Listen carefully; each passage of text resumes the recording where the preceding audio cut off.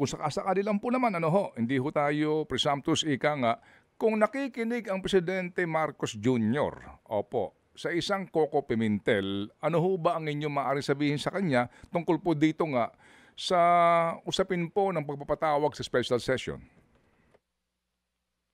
Well, ang masasabi ko po na magbebenepisyo ang pati yung mga pagproseso namin sa mga panukalang batas na hindi natapos. Magbebenepisyo po kami. We are given additional time.